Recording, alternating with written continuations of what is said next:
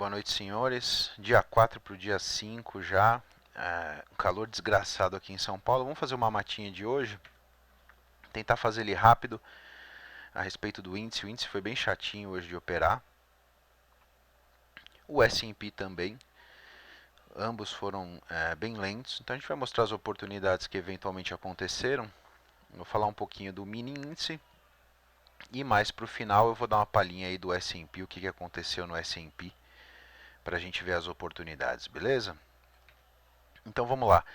O contexto do diário é o mesmo de ontem, a gente já falei aqui ontem que para mim isso parece um início de uma MTR, né? A gente tem uma cacetada para cima muito incomum, né? Respeitando média exponencial de 9.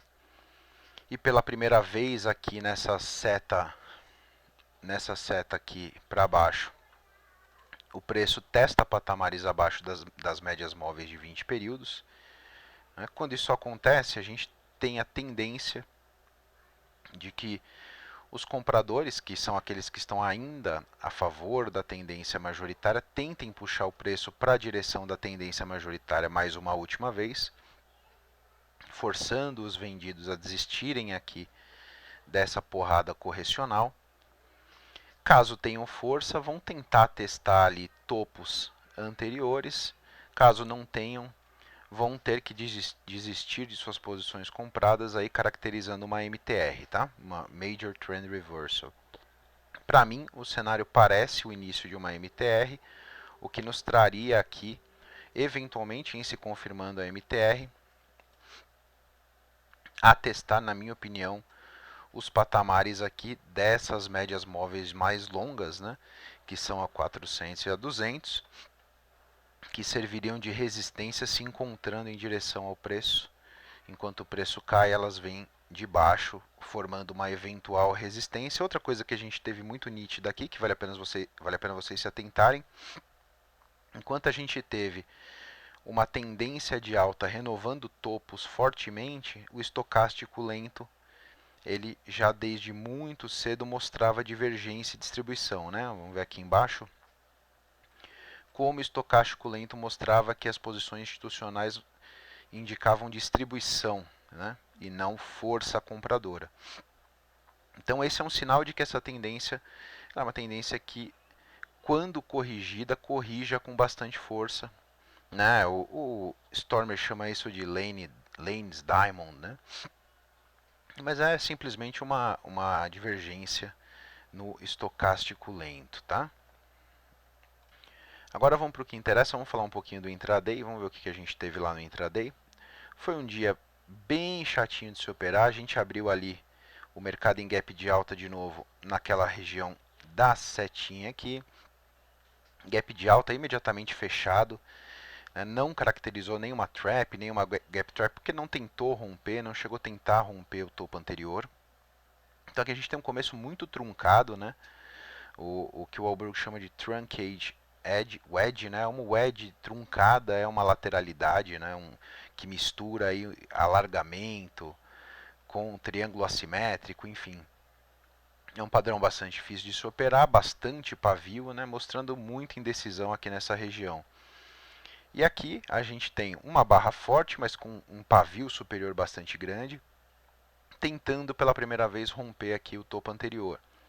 Ele não consegue romper o topo anterior, não caracteriza uma trap, né, na máxima anterior, porque o candle não é rompido no segundo candle, no primeiro candle preto aqui dessa sequência.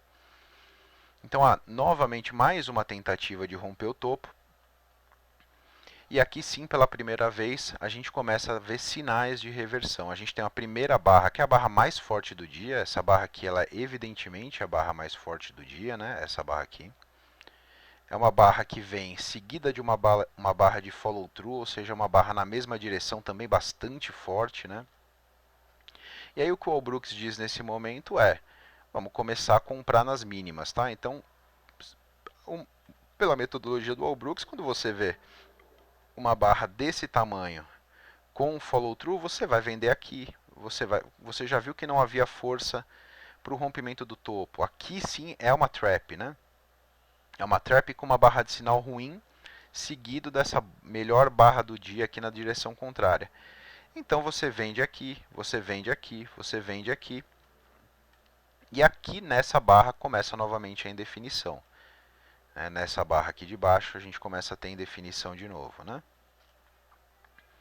O que o Walbrooks fala desse tipo de padrão? Tá? Vou circular o padrão todo, que fica mais fácil de entender. O Walbrooks chama isso aqui de Big Up, Big Down, Big Confusion. Então o que o Walbrooks diz é bem simples. Quando você tem uma alta muito forte,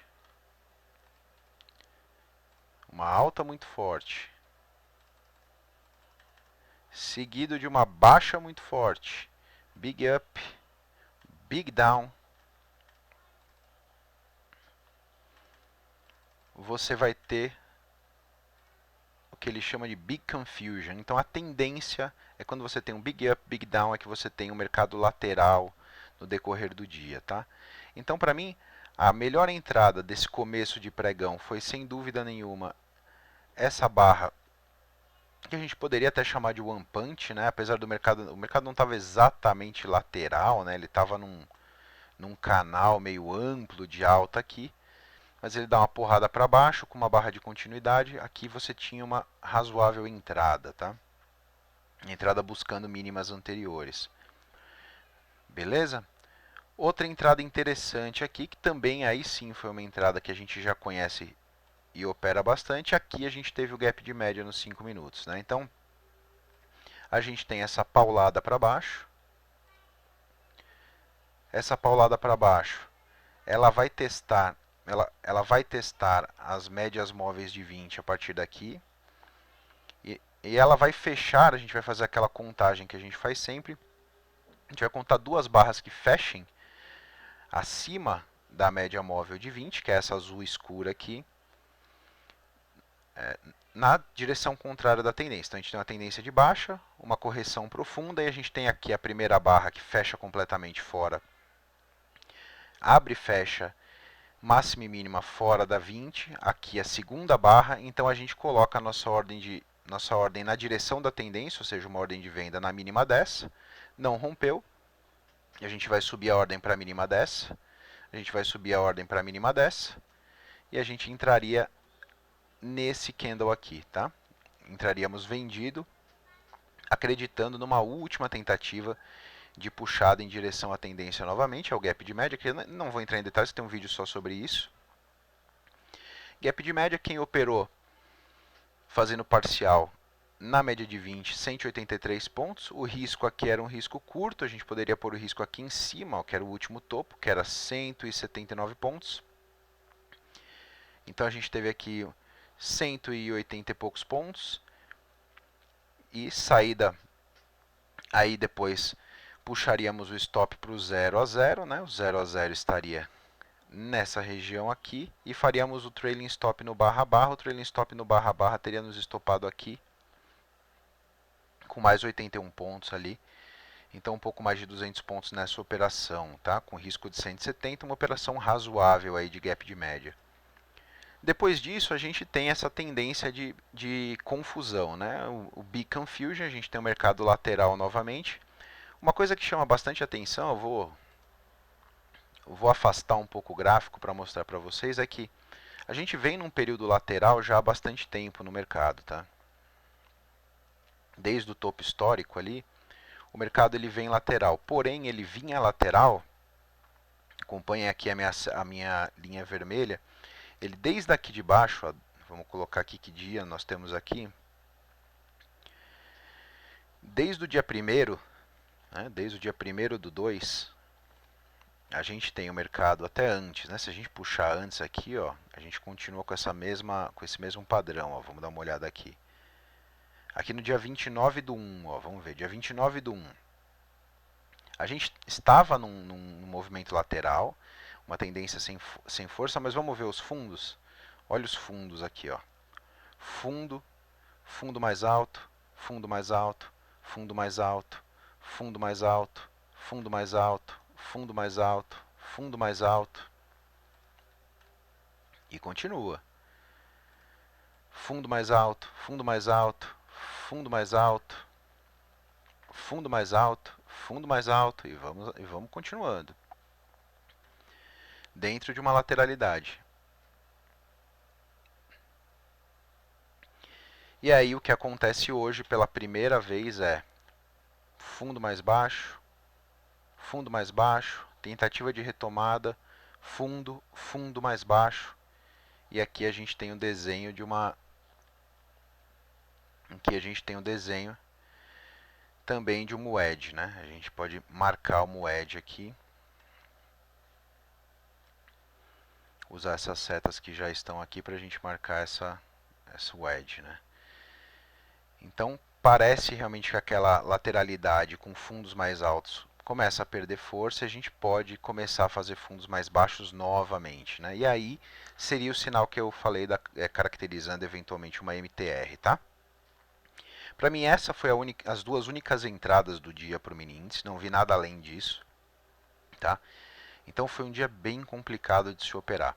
Vou dar uma palhinha aqui com relação ao S&P para vocês. O que eu enxerguei no S&P na abertura aqui, tá? A gente tinha um S&P hoje, um mercado, vou até aproximar, um mercado bem lateral, tá?